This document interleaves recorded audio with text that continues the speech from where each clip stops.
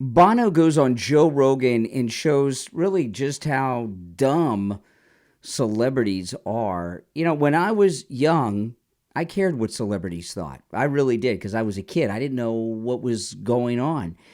And now that I'm a grown up,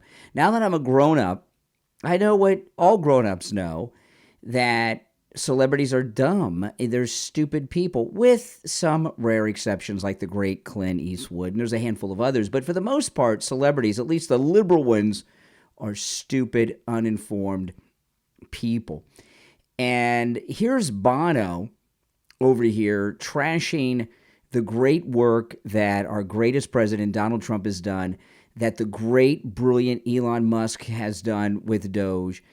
And, I really don't need all these Europeans that have been ripping off the United States forever and a day, coming over here from Europe, telling us how we should run our government.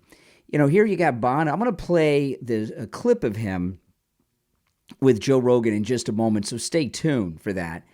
But here you have YouTube, and I must say, full disclosure, I was never really a fan of YouTube. of YouTube. I'm a fan of YouTube. I was never really a fan of YouTube back in their heyday. I listened to them for 5 minutes. I just never really was into them. The only reason I ever listened to them is because everybody else was. I never thought they were all that.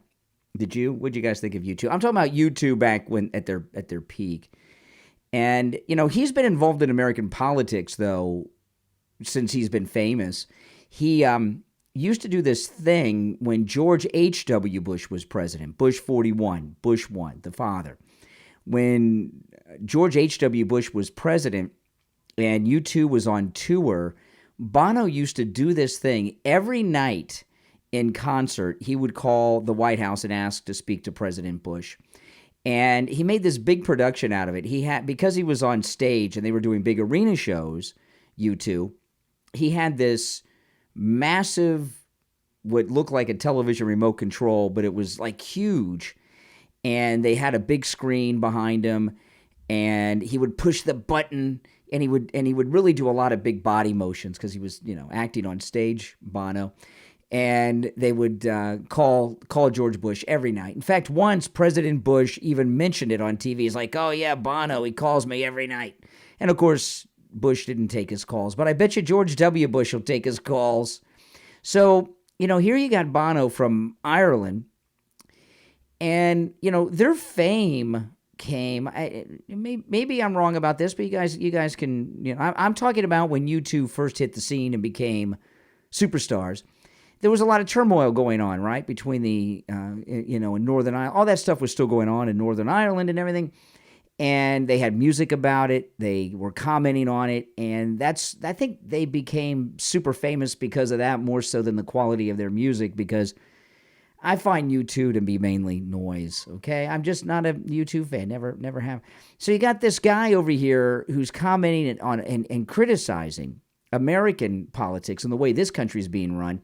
Meanwhile, Ireland's in a complete state of collapse, right? I mean, it's part of the Islamic takeover that's going on in the United Kingdom, and he should go and worry about his own country and do some good over there, like McGregor. And, he's one of these global warming nutcases too, Bono.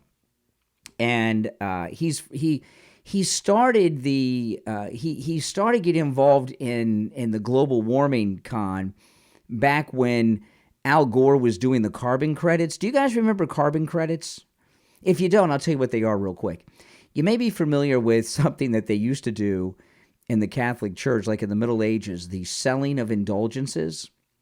And when the Catholics were doing this, the selling of indulgences, you could buy indulgences from the church. And what that meant was you could lessen your time in purgatory, and like you could go out and sin, right? Go out and commit sins, but then buy the indulgence from the church, and you were forgiven of that sin, and you spent less time in purgatory. It was a little more complex than that, but I don't want to get too sidetracked.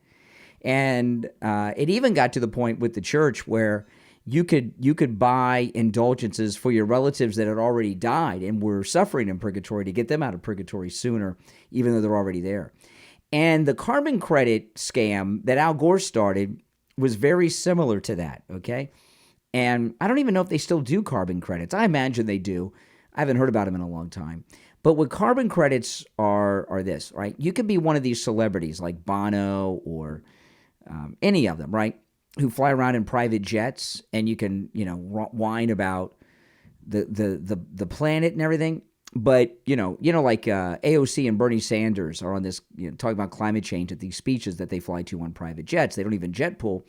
But if you buy a carbon credit, it cancels out your pollution. You buy a carbon credit. It doesn't go to the Catholic Church. It goes to one of these green scam con companies, and you can pollute all you want as long as you buy the carbon credits. And I remember when Al Gore was running for president in 2000. He had a mansion at the time in Tennessee. He may still have it.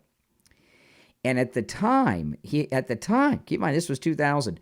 He had a $10,000 electric bill a month on his mansion in Tennessee. That was in 2000. Yeah. And he was asked about it. He's like, "Oh no, I'm carbon neutral. I'm carbon," because he would buy the credits, right? So he could pollute all he wants. I guess you could dump nuclear waste in lakes and rivers if you buy enough carbon credits. And I saw Al Gore and Bono were on this global warming discussion tour. And Bono was talking about this time that Al Gore visited him at his house in Ireland. And he said, of course, he got a big mansion and a fleet of cars. Because I read today that Bono's worth $700 million. What the heck? And Bono said Al Gore was giving him a lot of grief because of the size of his house and all the cars and all this stuff. And he said, Al, we called him Al. He said, Al, I'm carbon neutral. And Al Gore said, yes, that's right. That's okay. He bought the credits. So this guy's always been nuts. He's a hypocrite, and he's a complete phony. I'm talking about Bono, but Al Gore's all those things too. So Bono was on Joe Rogan. Let me play this. We'll talk about it. This is Bono on Joe Rogan talking about Doge, USAID, Elon, and of course our favorite president, Donald Trump. Just recent report. It's not proven, but there's surveillance enough suggest. Okay. Oh, it's not proven. So they're just making stuff up right now, right? It's not proven. So they're just, isn't that nice? You can just say whatever you want. It's not proven, but come on. Just recent report. It's not proven, but there's surveillance enough suggests 300,000 people have already died from just this cutoff, this hard cut of USAID. Okay, so 300,000 people, already over 300,000, they've died because USAID was shut down. Now, USAID, it was really an amazing thing what we found out about USAID. It was a deep state front organization, and this is how they did all their business, right? They paid off the politicians and their families. They were stealing money from the U.S. Treasury. It was a big scam, and a very sophisticated scam because it was done so well that Elon and the Doge team couldn't figure out who was getting the money in many instances. But I know, isn't that crazy? And when you see these weird and bizarre and outrageous things that USAID was funding, like transgendered comic books in Brazil or something, they're not really funding that. That's just what they put on the form to get the money, right? So most of those things we saw listed that USAID was paying for, they're not paying for that. They're not paying for it. They have to put something on the list. And in the last 4 years, a lot of weird stuff was popular, so they put a lot of weird things that involve transgendered stuff. But anyway, back to Bono on Joe Rogan. Just recent report.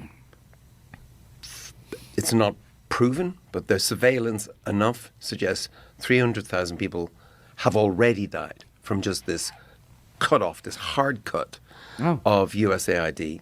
So there's okay, now that's a lot of people, 300,000. Where are the bodies? I remember the sad days, weeks, months after 9/11, They didn't have enough plots. We lost 3,000 on 9/11, right? That was overall. That was, Pentagon, 93, the towers. And they did not have enough funeral plots. 3,000 is a lot of people. So if 300,000 have died, Bono, where are the bodies? That's a lot of bodies. There's got to be a lot of bodies piled up somewhere if 300,000 have died. And the press would be all over that. They hate Elon. They hate President Trump. They'd be showing that constantly. Proven, but their surveillance enough suggests 300,000 people have already died from just this cut off, this hard cut of USAID.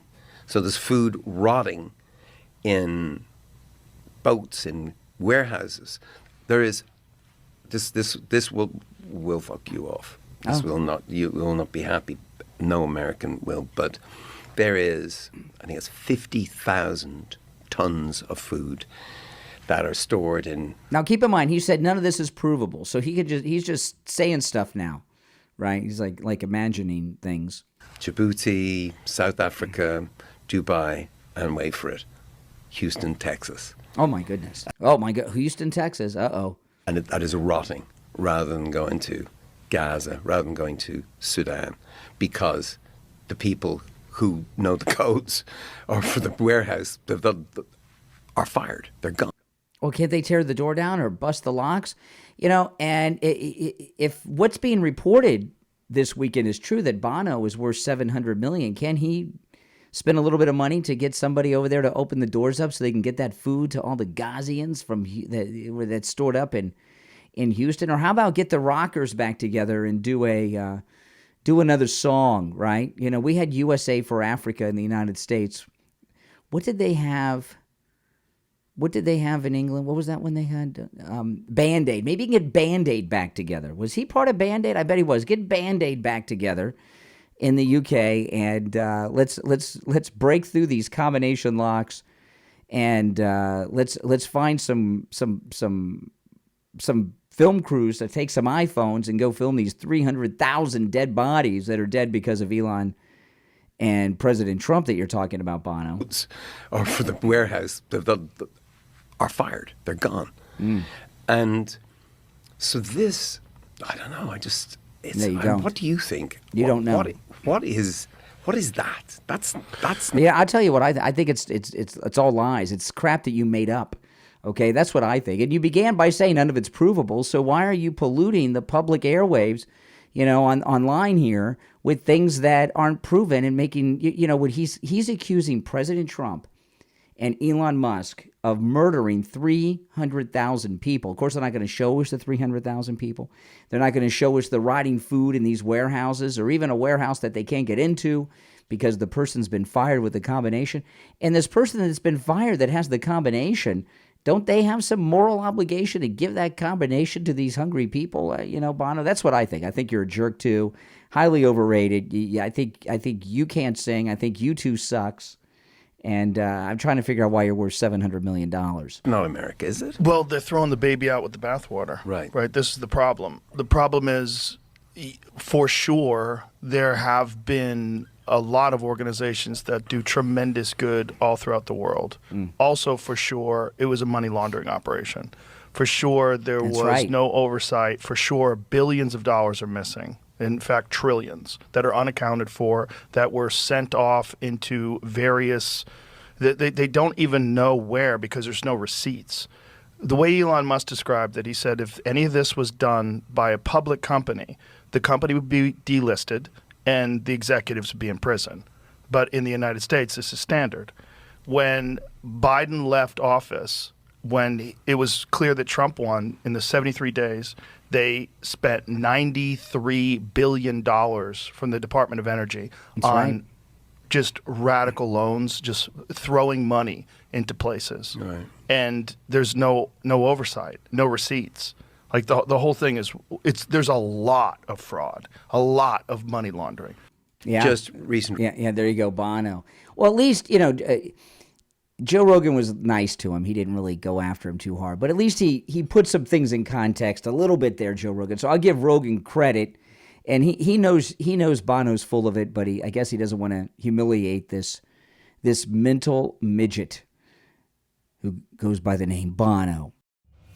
True warriors don't follow trends. They forge legacies. At TacticalVikingBrand.com, they believe warriors are built, not born. Tactical Viking was inspired by the ferocity of Norse legends and the precision of modern fighters. Tactical fighting is more than just a brand. It's a way of life. They create apparel for those just like you who live by strength, resilience, and honor. Every battle-worn design tells a story of warriors who refuse to surrender. When you wear Tactical Viking, you're not just wearing clothing, you're wearing a legacy. Everything is a tribute to the warriors who gave everything so we could carry the shield forward. The burial flag on our sleeve isn't just a symbol, it's a promise that we will never forget the sacrifices made before us. Join the Brotherhood, forge your legacy, stand strong, stay ready, no surrender. Visit TacticalVikingBrand.com right now and view the inventory. You will be impressed, and use the code TACTICAL10 to save 10% off your purchase. TacticalVikingBrand.com. Forge your legacy. Wear the warrior's spirit. Did you know that every year, 95% of criminal cases never see a jury? They're decided behind closed doors through plea bargains. But what happens when those negotiations go wrong? Author Philip Mosier takes you inside the seismic 2012 Supreme Court rulings, Missouri versus Fry and Lafler versus Cooper, that changed everything in the book Plea Bargains on Trial, available on Amazon. For the first time, the court recognized the right to effective counsel during plea bargaining, exposing the hidden pressure points that shape justice in America today. Filled with sharp legal insight, real-world examples, as well as powerful historical context, Plea Bargains on Trial pulls back the curtain on a system built on speed, but often short on fairness. If you're drawn to the complexities of law, justice, and the fight for true representation, Plea Bargains on Trial is a book you can't afford to miss. Order your copy right now on Amazon and see the system in a whole new light. Plea Bargains on Trial from author Philip Mosier on Amazon.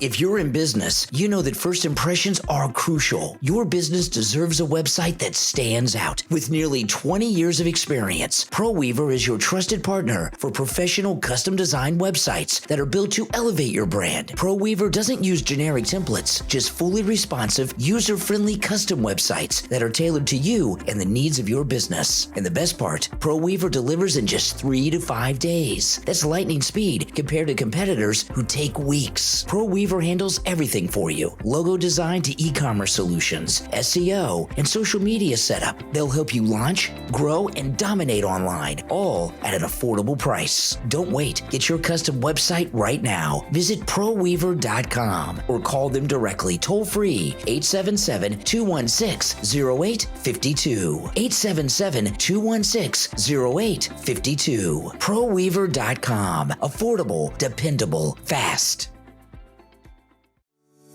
This Father's Day, give a gift from the heart. The Flower Story by author Sean Feeney is a children's book that gives tribute to the unconditional love between a father and daughter. Inspired by a 2-year-old's bedtime request, The Flower Story follows the journey of a flower given by a father to his little girl, growing with her through the years. It's a story that blossoms with meaning, capturing those powerful moments only a dad and daughter can truly understand. The Flower Story is perfect for bedtime, story time, or anytime. It also includes a special section where dads can add their own personal message, making each book a one-of-a-kind keepsake. Whether she's 2 or 22, let her know your love grows forever. Celebrate Father's Day with The Flower Story by Sean Feeney. It's a gift she'll never forget. The only way to get a signed copy is on the author's website. Just type in 143 Art Publishing in the search bar and you'll find it right there. You know, I'm a big supporter of Israel. But that doesn't mean that I agree with everything that Netanyahu's doing. And Mark Dice brought something to my attention on Friday that blew my mind that this is going on. And then I heard something today that showed it's going on at all kinds of different levels. And I'm a big fan of Mark. I like Mark Dice. He's very good. I don't always agree with him. He and I disagree on Israel. I agree with that the United States has an obligation to help and secure Israel. However, Netanyahu trying to start the Third World War with Iran, I don't support that. But anyway, Mark Dice, what he did on Friday, he did and if you go to Mark Dice's YouTube channel, you can see the whole thing. It is his Friday show. It has President Trump and Ben Shapiro in the thumbnail. And the title of the Mark Dice video, Ben Shapiro is big mad at Donald Trump over, well, you can probably guess. And it's about Ben Shapiro doesn't like that President Trump got on the phone and told Netanyahu not to start the Third World War and bomb Iran, which was the right thing for President Trump to do. And then he showed a clip of Tim Pool. And this clip of Tim Pool is what really surprised me. And then it wasn't just Tim Pool. Tim Pool mentioned some other influencers, okay? And this clip that Mark Dice played, he played some things with Ben Shapiro, which I'm not getting into right now, but the Tim Pool thing. And then there was a follow-up that I saw today on Fox News about this. Tim Pool was bragging that he was a part of a group of influencers. The other influencers he would not name because it was a private event. But he and other influencers were invited to an event with Netanyahu. And he talked about what happened there. And Netanyahu was trying to convince these young influencers and self-important millennials and Gen Zers to support Israel and support him and what they're doing and about bombing Iran. Now, we have a war right now with Russia and Ukraine that's really getting out of hand. Today, there was a major attack on Russian planes that are nuclear bombers, okay, meaning they carry nuclear bombs to bomb places. And there was a massive drone strike on these planes today in Russia. So things are escalating in Russia. We certainly don't need another war to break out with Iran. Not right now or ever, really. But anyway, Tim Pool was bragging about this Netanyahu meeting that he and other influencers were at. And I had talked about this over the weekend on YouTube, and then there was an update this morning that I saw on Fox, and what's going on here is they're trying to get these influencers to start going on their platforms, YouTube, Instagram, TikTok, wherever they are, and start promoting the idea that bombing Iran is the right thing to do, the smart thing to do, and on and on.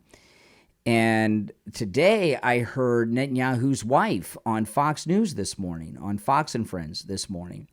So there's a major PR campaign going on, and it's one that I hope a lot of these influencers don't fall victim to. When somebody becomes, I've always liked Netanyahu, but I don't like starting the Third World War. And Iran has the largest army in the Middle East.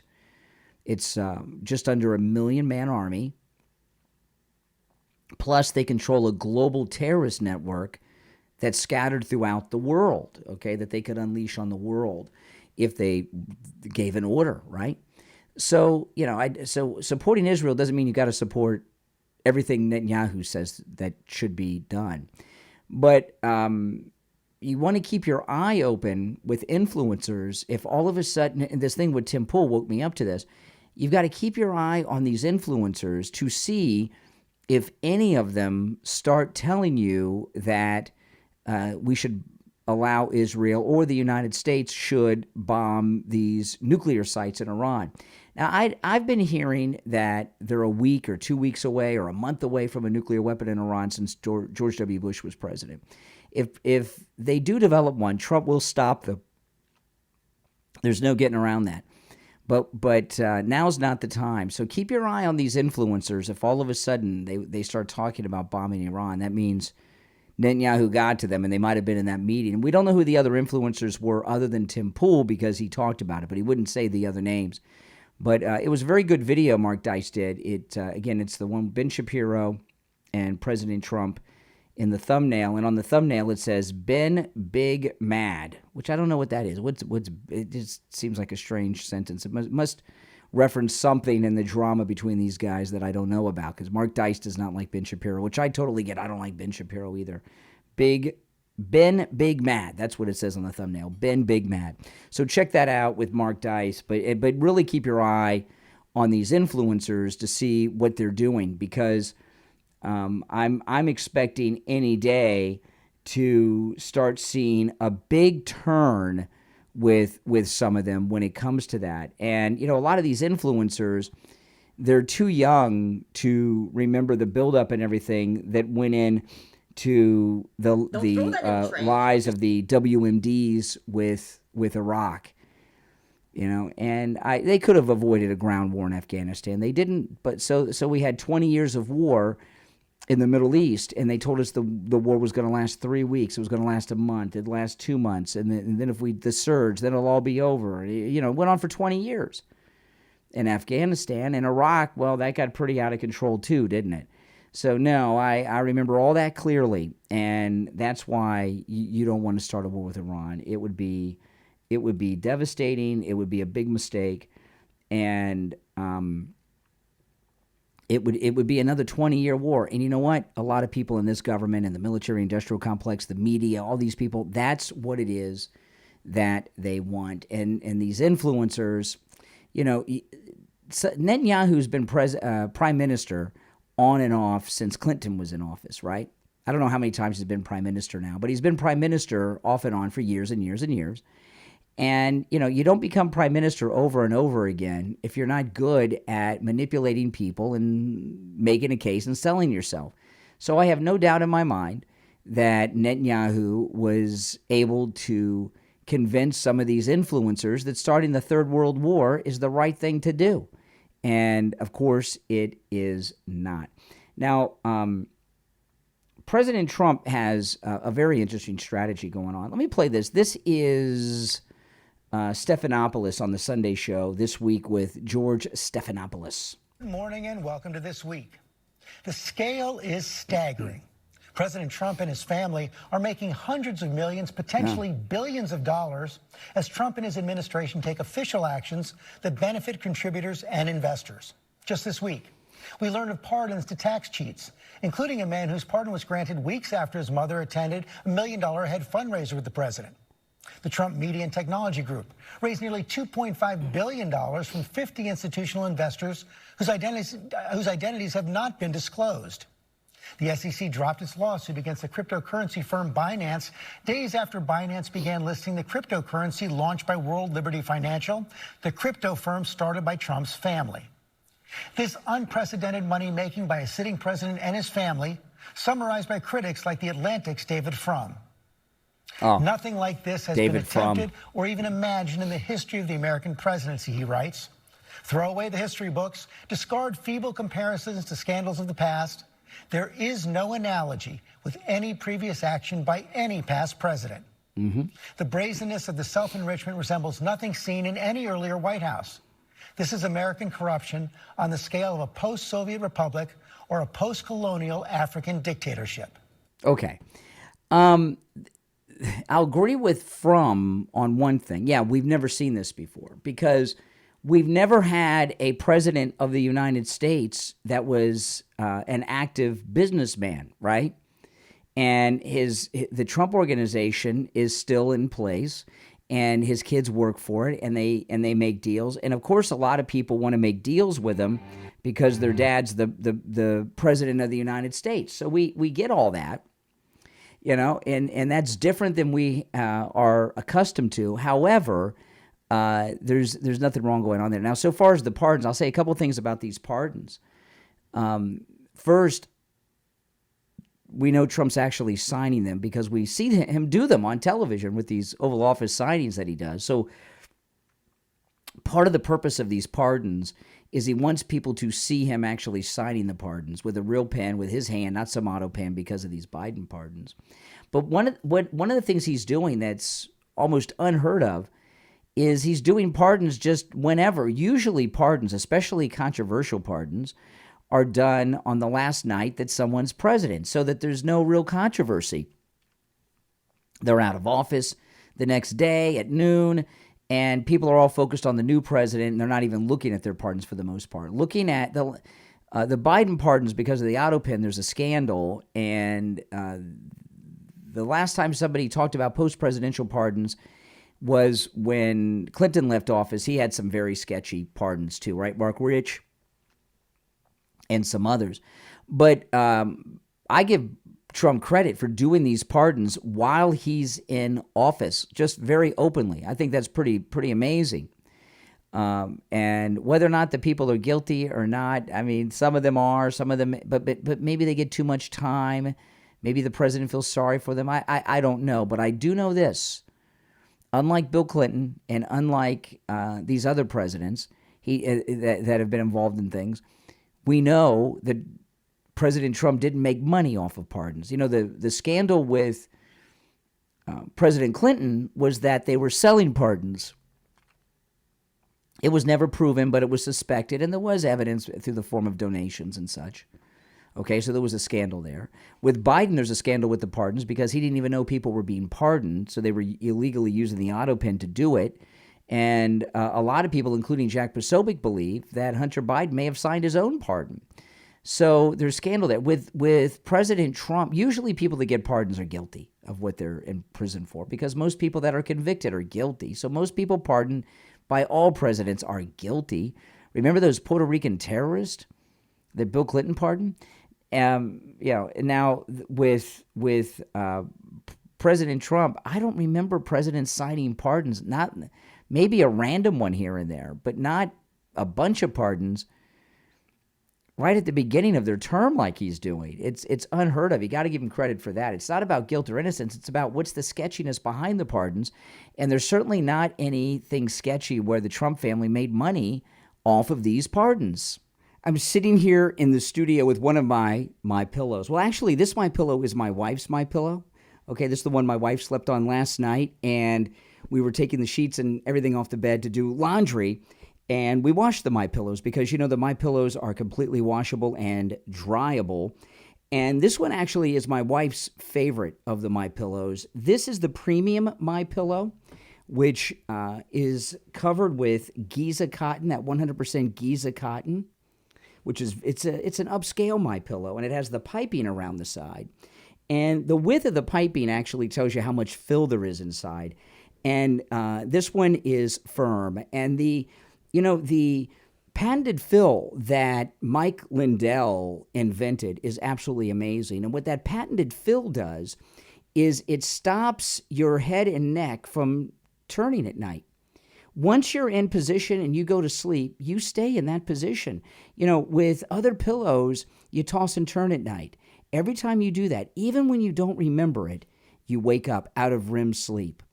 And with the MyPillow's patented fill, your head and neck fit in that pillow perfectly, and you're not tossing and turning. That's why I get 4 or 5 hours sleep a night, usually 4, but if I'm lucky, 5, and I'm so well rested and ready to go every morning for a very long day because those 4 or 5 hours of sleep I get are well-rested sleep. And if you get the sleep you should get, the 7 or 8 hours, oh man, you're going to be lighting the world up on fire. And if you think you've gotten a good night's sleep, you've not had a true good night's sleep until you've slept with a MyPillow.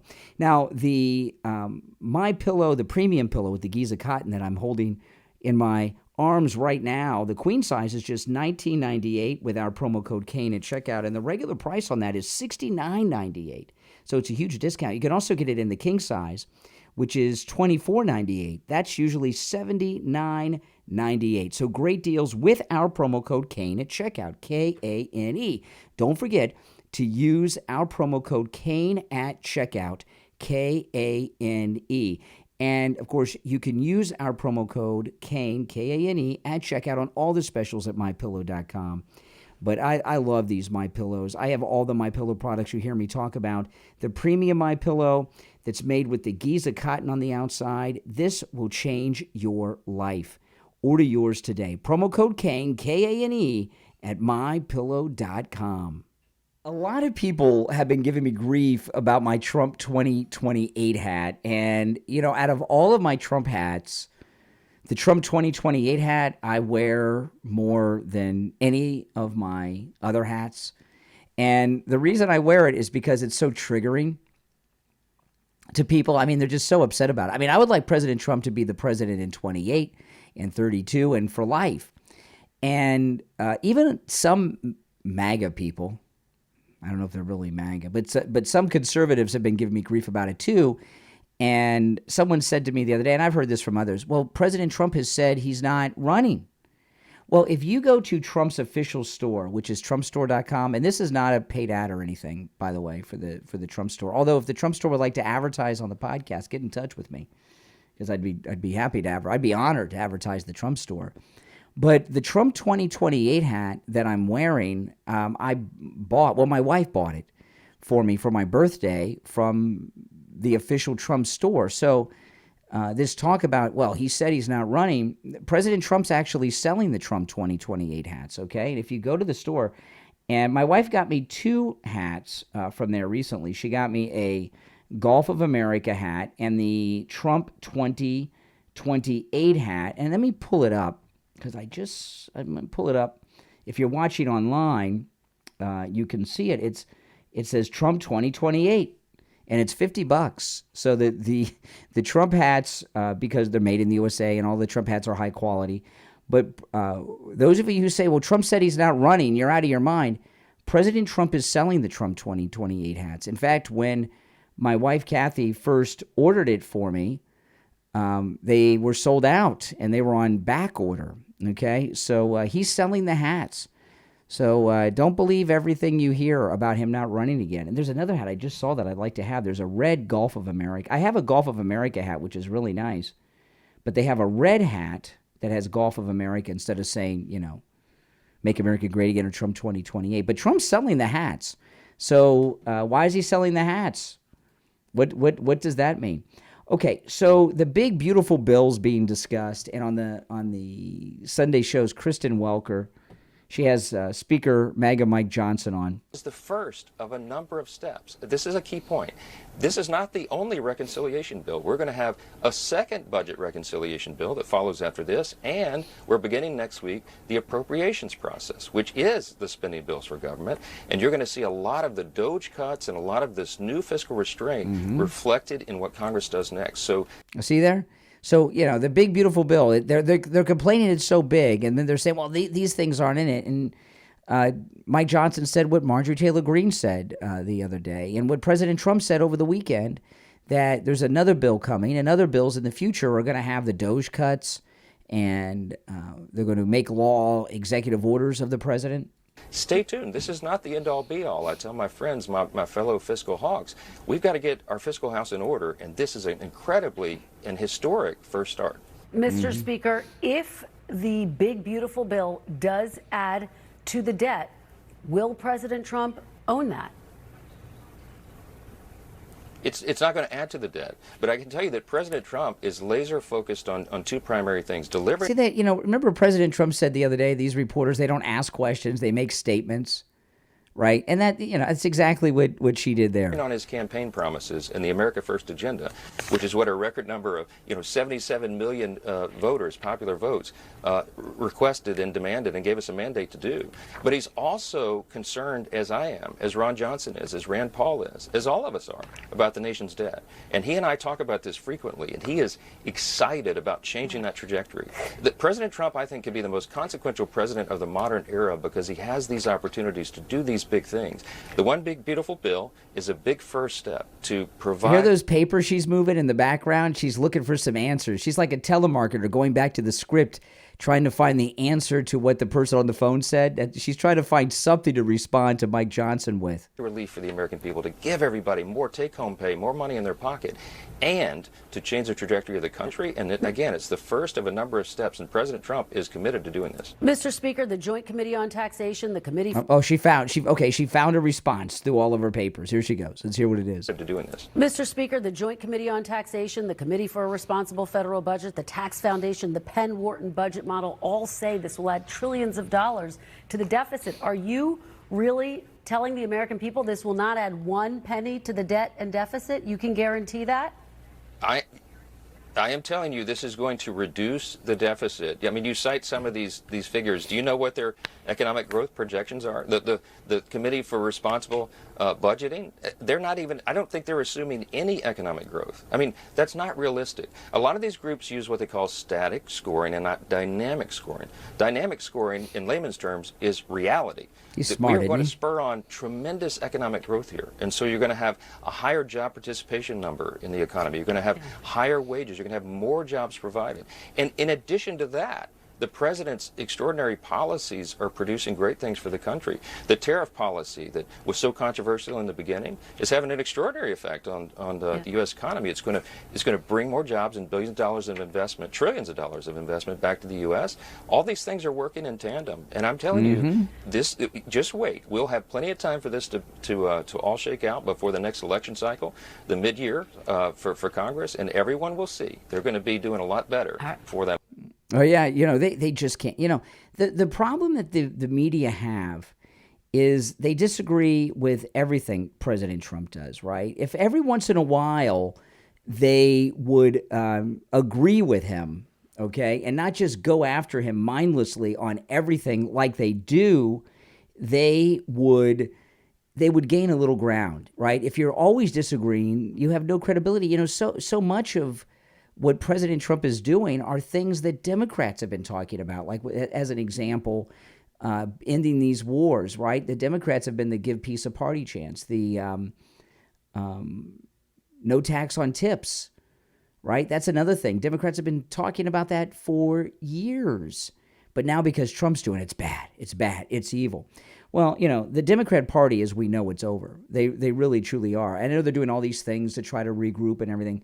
But the American people have been red-pilled. They've been maggotized. I'm trying to get that going, by the way, guys. Maggot. Don't you guys like maggotized? I like that. Maggotized is when, I guess it can have multiple meanings, right? The F word has multiple meanings. You can make it mean anything. But maggotize could mean, primarily it would mean, somebody wakes up and they become a Trump supporter. But it could mean anything. President Trump brings peace to the Russian-Ukraine situation. He maggotized the situation. Now, if you're in the state of Florida and you need roof repair or replacement, you want to call Tom Laporta at Laporta Roofing. He's a good MAGA guy. He'll take good care of you. He'll never sell you a roof you do not need, meaning that if you need just a simple repair, he'll do it.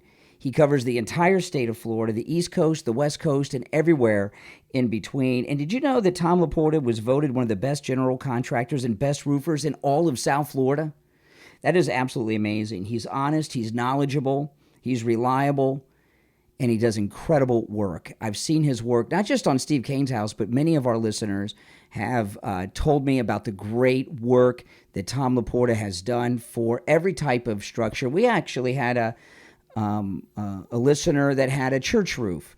They call Tom Laporta about. Now, remember, because Tom Laporta isn't just a roofer, he's also a general contractor. Florida law allows him to deal directly with your insurance company for the cost of the repair or the replacement of your roof. He can handle a job of any size, and he can also handle any type of roofing job. Residential roofing and repair, commercial roofs, schools, municipal buildings, office buildings, emergency repairs. After rainstorms and hurricanes, we have a lot of listeners. They call Tom Laporta. He comes right out. He takes care of it. Give him a call. Now, this number rings directly to Tom Laporta's cell phone, okay? 954-604-4602. 954-604-4602. You can either call or text him. That's his direct cell phone number. Or go to his website, LaportaRoofing.com. The Democrats are in trouble because the American people have woken up. Here's CNN going over their latest polls. How Americans sort of see the parties. Which party is better described as the party with strong leaders? Look at this. Wow. 16% of Americans say Democrats, 40% say that of the Republican Party. Now, overall, no party's doing great. Lots of Americans say neither of these qualities apply to either party. But look at how much worse off the Democrats are. A party that gets things done. Only 19% of Americans say that about the Democrats. 36% say it about the Republicans. In fact, the only place that the Democrats are numerically ahead, party of the... on the CNN poll, one of them is, this guy's talking so fast, so I'm going to read through the results, okay? He's going too fast. But which is better described as party with strong leaders. 16% say Democrats, 40% say Republicans. And keep in mind, they're polling everyone. So they're polling liberals too in this, not just conservatives, which is better described as the party that gets things done. 19% say Democrats get things done. Not very good. 36% say Republicans get things done. But this next one, this was my favorite, and he didn't mention it there. Which is better described as the party of extremism, right? 30% say Democrat, 41% say Republican. How's that possible, right?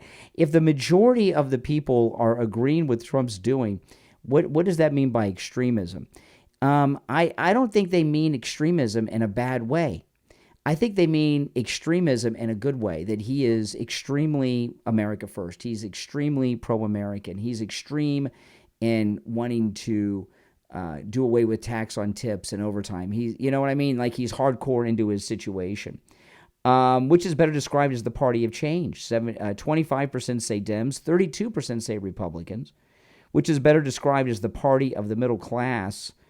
34% say Democrats, 32% say Republican. But remember, they polled liberals here. You know, the thing with that, the Republican Party, you know, the Democrats try to sell this idea that the Democrat Party is the party of the working man, the common man, and all that, the working guy, and that the Republicans are the party of the rich. It's actually the opposite. The Republican Party is not the party of big business. It's the party of small business. The Republican Party is not the party of the rich. It's the party of the working class, the middle class, and the poor. The Democrats are the exact opposite of that. Well, let me go back to this on CNN and see if he has anything else to offer. The middle class, this is basically a tie, though. Yeah. 34% say that of Democrats, 32% say that of Republicans. But this, I think, is the most fascinating. How do partisans talk about their own party? Right? So among Democrats and Democratic leaners, this is good. 32% say Democrats are the party with strong leaders. I mean, of their own kind, right? 82% of Republican leaders say that about the GOP. Only 41% of Democrats say they're the party that gets things done of their own kind. Wow. And I will just say, 51%, Manu, a majority of Democratic and Democratic leaners say neither party gets the party that gets things done attribute. Imagine that's the project that Democrats are working on. Yeah, and beyond the issues here, there's some structural problems with the Democrats as well. There are. And again, this is where we ended up on election night in 2024. This is by county. Okay. Yeah, so I mean that's good. And it also shows that the Republican Party is strong, right? That the Republican Party base is still very strong. Like in that one number where it wasn't high, it was very high in the 80s, of which has the strong leaders. Why wasn't it higher than 80-some%? Because we got a lot of weaklings in Congress that are going against President Trump and are cowards, you know, things like that. Yeah, but this is great. I mean, this second term of Trump, it's amazing. He still has his mandate, and his mandate is getting stronger all the time. And all the polls, the real polls, show that not only is his support strong, not only is the MAGA Republican base behind him, but he's still gaining people from these other groups. I was telling Steve Kane this morning that come August, it'll be 3 years since Dr. Philip Appleton rid me of pain for the first time. It was in my knee. And my knee had been hurting me since I was 21 years old. So it had been 30 years of suffering. And sometimes my knee would act up. It was my right knee. It would act up so much, I just wanted to sit down and go to sleep, you know, because the pain was so bad. And Dr. Appleton treated me. And I know it was 3 years ago because I remember a salesman from the radio station took me to meet Dr. Appleton. And I told Dr. Appleton about my knee. I got that free consultation that you can take advantage of too, the free consultation with Dr. Appleton. And he treated me with the laser treatment on my knee, which is 100% painless. There's no shots, no injections, no downtime. In fact, not only is it completely painless, you don't even feel it when it's happening. So that was on Thursday. The next day I woke up on Friday and my knee was already improving. I went for a second treatment on Saturday. First treatment Thursday, second treatment on Saturday, and then Monday, the pain was gone. And 3 years coming in August, the pain has not returned because the laser treatment doesn't just rid you of pain, it repairs the damage that's causing the pain. It's amazing. It works. And he's rid me of pain 6 times after that for a total of 7, Dr. Appleton. We have listeners that travel literally from all over the United States to see Dr. Appleton. He is incredible. The laser treatment works on every type of pain I've ever heard of. Arthritis, which, by the way, he rid me of arthritis in my hand, bursitis, work and sports injuries, strains and sprains, repetitive motion injuries, post-surgical swelling, neck and back injuries, knee conditions, tinnitus, sciatica, spinal stenosis, fibromyalgia, plantar fasciitis, which I understand is incredibly painful, rotary tears, herniated disc, acute pain, chronic pain, and any type of pain you've ever heard of. Because I keep meeting listeners all the time with new pains I never heard of, and they're now living pain-free thanks to Dr. Appleton. Give him a call. Now, remember, appointments are not necessary. Walk-ins are welcome, even on Saturdays. Give him a call and say bye-bye to your pain. 954-973-0710. 954-973-0710. And online, AppletonCairo.com. This Father's Day, give a gift from the heart. The Flower Story by author Sean Feeney is a children's book that gives tribute to the unconditional love between a father and daughter. Inspired by a 2-year-old's bedtime request, The Flower Story follows the journey of a flower given by a father to his little girl, growing with her through the years. It's a story that blossoms with meaning, capturing those powerful moments only a dad and daughter can truly understand. The Flower Story is perfect for bedtime, story time, or anytime. It also includes a special section where dads can add their own personal message, making each book a one-of-a-kind keepsake. Whether she's 2 or 22, let her know your love grows forever. Celebrate Father's Day with The Flower Story by Sean Feeney. It's a gift she'll never forget. The only way to get a signed copy is on the author's website. Just type in 143 Art Publishing in the search bar and you'll find it right there. Technology is evolving faster than ever. It's shaping the way we play, connect, and innovate. Join brothers Cody and Michael on Tech and Tactile, the podcast where gaming, technology, and accessibility collide. Tech and Tactile explore the latest trends in video games, gadgets, and adaptive tech, while advocating for accessibility for all players and users, including those with disabilities. With personal stories, expert insights, and real conversations about breaking barriers, Tech and Tactile is a must-listen to for gamers, tech lovers, and anyone passionate about making digital spaces open to everyone. Don't just scroll. Press play and be a part of the movement. Listen right now on Spotify, Apple Podcast, YouTube, and techandtactile.com. That's TECHNTACTILE. Add Tech and Tactile to your podcast playlist right now. What would you do if the person you love vanished without a trace and all signs led to a place that should have stayed buried? From best-selling author Chris Witt comes the chilling new mystery thriller that you will want to add to your must-read list, The Dark Locket. Emily Winters is missing. Psychiatrist Harold Morgan's only clue, a haunted sanatorium that should have been condemned, and a strange locket that seems to know more than it should. The Dark Locket is a tale of obsession, memory, and a love tested by supernatural forces. Because when the past is alive and the walls themselves remember, you'll have to ask, is it really madness or the truth screaming to be heard? This book makes a great addition to your book club. The Dark Locket from best-selling author Chris Witt, where the past whispers and the walls remember. Available now on Amazon and Kindle, hardcover, paperback, and audiobook, as well as everywhere else books are sold. Order your copy today. And President Trump has come along and he's trying something different. Instead of bombs and bullets, let's make friends with these guys. Let's try that. Let's see if that can bring peace to the Middle East. Because all these other things that they've been doing for 50 years or more aren't working. And I think it's a pretty smart, outside-the-box kind of thing he's doing. And I hope that it works. Let me hear what else Greta Thunberg has to say. She probably has nothing of value, but let's find out. That is why we have to keep trying everything we can, even if the odds are against us. Well, maybe she could start by praising President Trump for bringing humanitarian relief to the Gazians. She says she can't get through. She's tried to get through. She couldn't get through before. She's hoping to get through now. She may not, but President Trump's getting through. So maybe Greta could congratulate and commend President Trump for the great relief that he's given to the Gazians, since that's what she's trying to do here. You think she would do that? Think she cares that much about the people of Gaza? To try to protest and do everything we can to stand against Israel's atrocities and war crimes, and to support and stand in solidarity with the people of Palestine. So keep your eyes on deck, continue flooding the streets, organize, boycott, and do everything in your power to stand for Palestine. Okay, I don't know how old she is now. Shouldn't she be in school? Has she gotten an education at all? How old is Greta Thunberg right now? Does anyone know? You know, you got to wonder with Greta. Does she stand for anything? Right? You know, she was all into this climate change stuff. Now she's into this Palestinian thing. Does she stand for anything, or is she someone who just wants to be famous? I think she's somebody who wants to be famous and be a somebody. And the global warming con's not going anywhere now, so she's found a new racket.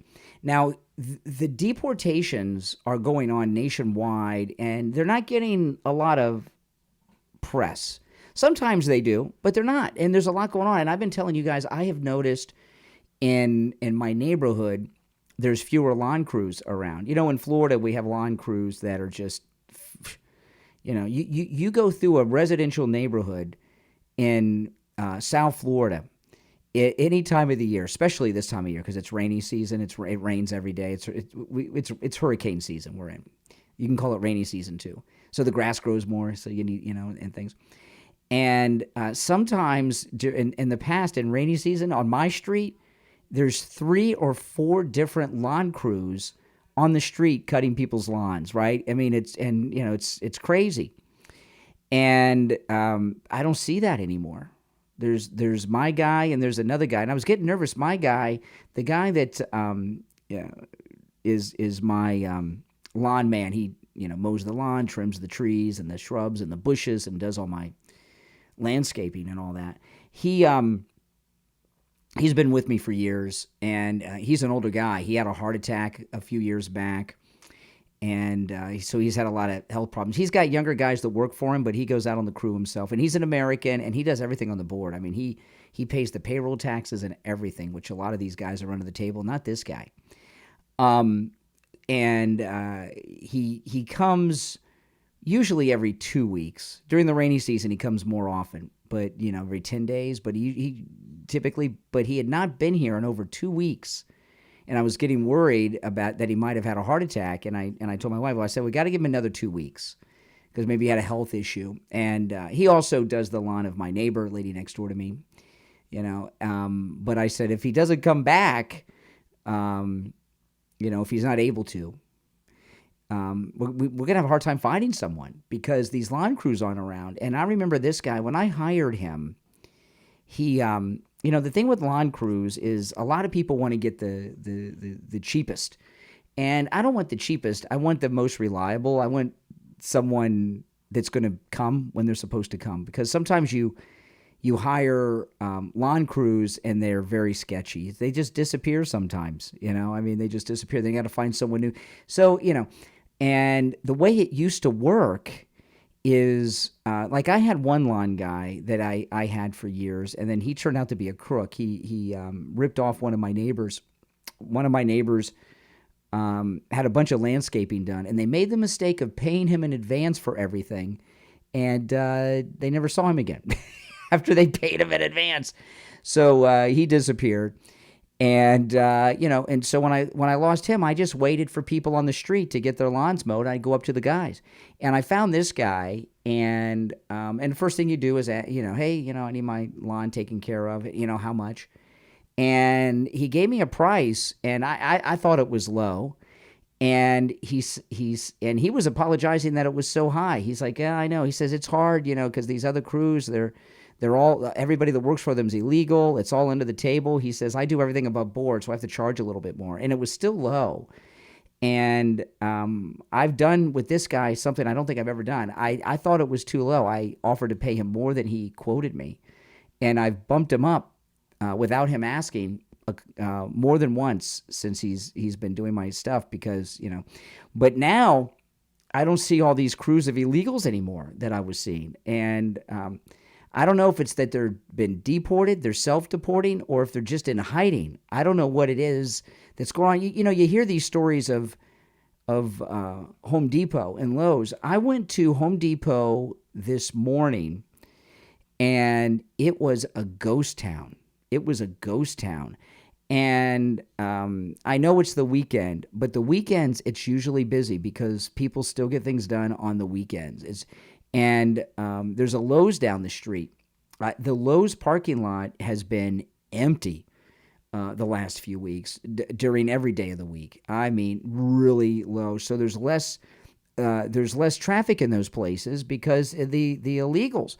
Well, there was a massive raid in our state capital from construction sites in Tallahassee over the last few days, and it's really, I mean, it's crazy. They're saying mass deportations, and with construction crews near Tallahassee, Florida, is showing thinned out construction sites. Some construction crews only have 2 men left after ICE has rounded up the workers.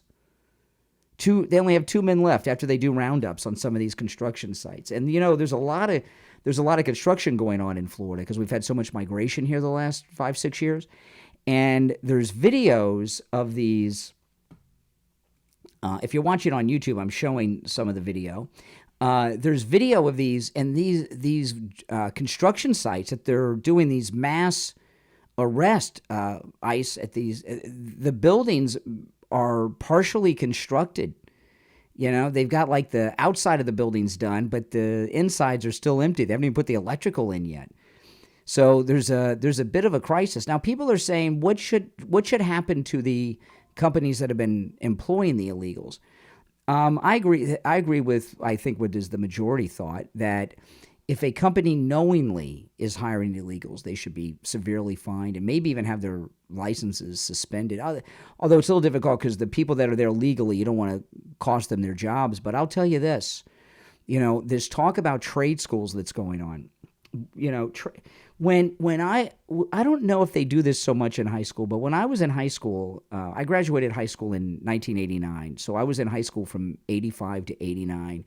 And we had all these vocational things in school, right? We had carpentry, drafting, auto mechanic, and they would really work on cars at the school.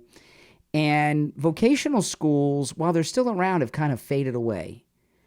And a lot of people think that vocational schools have faded away because young people aren't interested in that. It's not that at all. They may not be interested in it now because they don't know about vocational school and the vocations and things. But vocational schools have kind of gone by the wayside because the illegals have been taking all of those jobs. On these construction sites, these aren't people that are just there digging ditches. Okay, although Americans, it's a good way to start at a construction site, doing cleanup and digging ditches. And my stepfather, who passed away a number of years ago, spent his whole life working in the construction industry, and he, I know how a little bit how this works. The illegals take skilled jobs away from that are trades, electricians, carpenters, masonry work. So, illegals have taken the entire sector of the job market over that covers the vocations. And this is a great opportunity. I mean, if I was a junior or senior in high school or even in 9th grade right now, I would I wouldn't go to college. I wouldn't go to college. I'd go to vocational school. And I'll tell you what I would do. Now this varies based on what you do, but here I'm in Florida, so there's 2 things in Florida that kind of are combined together with companies: AC repair and plumbing. I would become either an AC repairman and a plumber, both. AC repairman or a plumber, or an AC repairman and an electrician. You can do both. Become an AC repairman and an electrician, or an AC repairman and a plumber. The electrician's probably better because a lot of things involving the air conditioner involve electricity. And they make good money, and they always work, especially the plumbers, right? But we very well could see a major uptick in vocational schools. I mean, I used to see constant ads for vocational schools all the time, everywhere when I was young. Didn't you?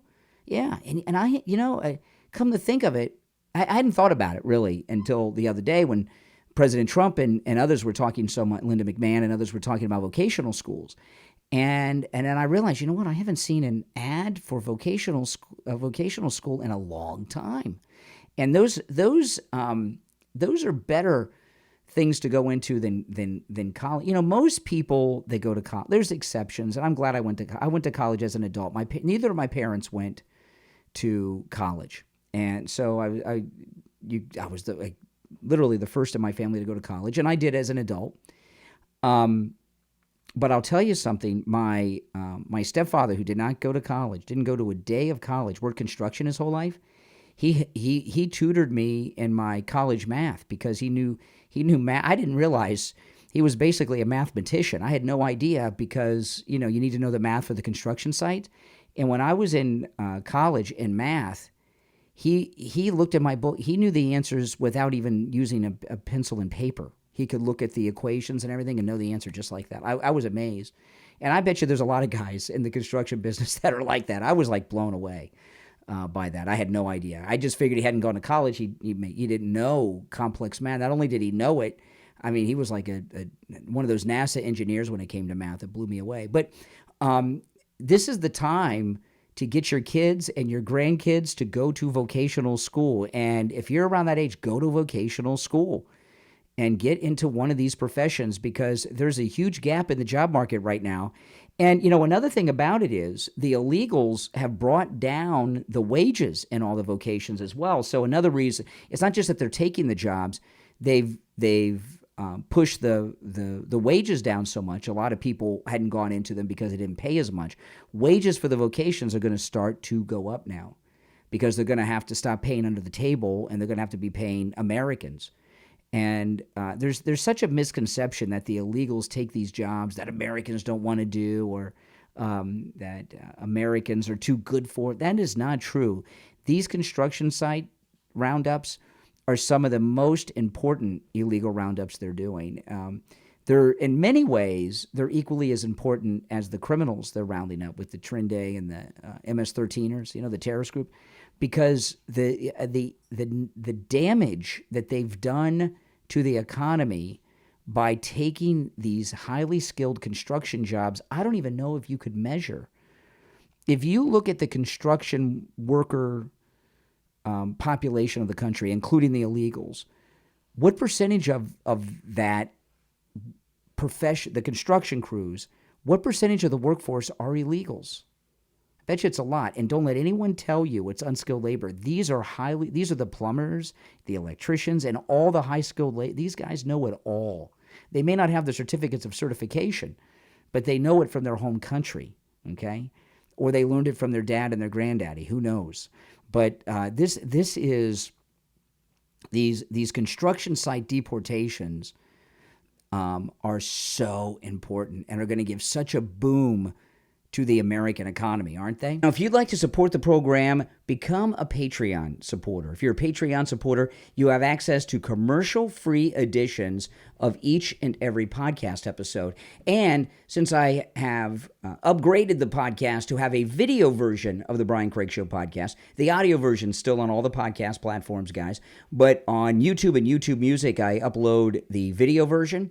And Patreon supporters, not only do you have access exclusively as a Patreon supporter to commercial-free editions of the Brian Craig Show podcast, you get a commercial-free video version of it, completely commercial-free, if you're a Patreon supporter. If you'd like to become a Patreon supporter, there's a link in the description of this and every episode on whatever platform you're listening to us on. And if you're one of our top Patreon supporters, you get a live on-air shout-out on each episode. Your name is in the description of the podcast episodes, and on YouTube and YouTube Music, your name as a top Patreon supporter appears on the screen while I go through the names like I'm about to do. So the following names are our top Patreon supporters. I want to thank Andrew and Connie, Christine, ETW, Chuck, Pamela, Nick, Wesley, Heather, David, Maria in Texas, Alice, LeeZep, Shawna, George, Brandon, John, Frank, Dale, David, Laura, Rob, and SFjr. These are our top Patreon supporters.